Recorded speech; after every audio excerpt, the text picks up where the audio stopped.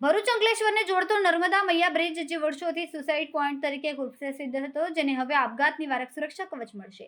વહીવટી તંત્ર દ્વારા ₹1.55 કરોડના ખર્ચે બ્રિજની બંને બાજુ સેફ્ટી નેટ લગાવવાની કામગીરી શરૂ કરવામાં આવી. આ અંગે ભરૂચના ધારાસભ્ય રમેશ મિસ્ત્રીએ માહિતી આપતા જણાવ્યું કે હાલમાં પ્રાથમિક તબક્કામાં સેમ્પલિંગ માટે નેટ લગાવવામાં આવ્યું છે. ડિઝાઇનિંગમાં ફેરફાર જરૂરી જણાશે તો સુધારા બાદ આગામી 10 દિવસમાં મટીરિયલ ચકાસણી પૂર્ણ કરીને સંપૂર્ણ નેટ લગાવાશે. અગાઉ નાગરિકોએ બ્રિજ પર સેફ્ટી ગ્રીલ લગાવવાની માંગ સાથે રજૂઆત કરી હતી, જેને અનુસરીને કાર્યવાહી શરૂ કરતા લોકોએ વહીવટીતંત્રનો આભાર વ્યક્ત કર્યો. નર્મદા મૈયા બ્રિજ પરથી અનેક વખત નદીમાં જંપલાવી આપઘાતના બનાવો બન્યા છે. આ પહેલથી આવા બનાવોમાં ઘટાડો થશે તેવી અપેક્ષા સાથે નાગરિકોમાં રાહતનો માહોલ જોવા મળી રહ્યો છે.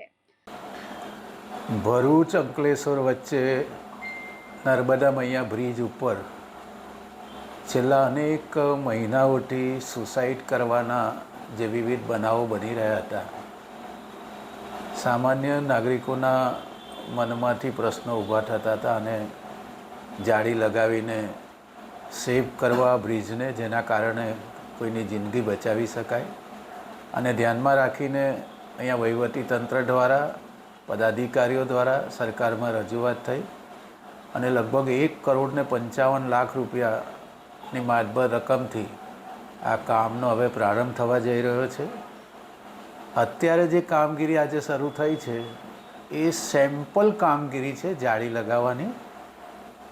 એક જાળી લાગશે જેમાં એની સ્ટ્રેન્થ જોવામાં આવશે, એનું મટીરિયલ જોવામાં આવશે, એની જાળીની જે ડિઝાઇન છે એનું ચેકિંગ એક્સીએન દ્વારા નજીકના 2-3 દિવસમાં લાગ્યા પછી કરવામાં આવશે. એમાં કોઈ ફેરફાર કરવાનો હશે તો એ ફેરફારને સાથે વણી લઈને પછી ફાઇનલ ડિઝાઇન નક્કી કરીને 10 દિવસમાં આ કામને કાયમી શરૂ કરીને નજીકના દિવસોમાં પૂરું કરવાનું આયોજન છે. આજરોજ નર્મદા મૈયા બ્રિજની બાજુમાં જે સેફ્ટી ગ્રીલ લગાડવાનું કાર્ય માર્ગ અને મકાન વિભાગ અને ભરૂચના જાગૃત ધારાસભ્ય તરફથી જે કરવામાં આવ્યું છે તે બદલ હું તેઓનો હૃદયપૂર્વક આભાર માનું છું. હું જવું ત્યાર તક મહદ અંશે આ સેફ્ટી ગ્રીલ લગાવ્યા પછી જે નર્મદા મૈયા બ્રિજ પરથી આત્મહત્યા કરવાનો પ્રયાસ કરનારા લોકોમાં ખરેખર ઘટાડો થશે. અને આ જે પહેલાં કરવાનું હતું તે આજે કર્યું છે, પણ એ સરસ એક સરાહનીય કામગીરી છે.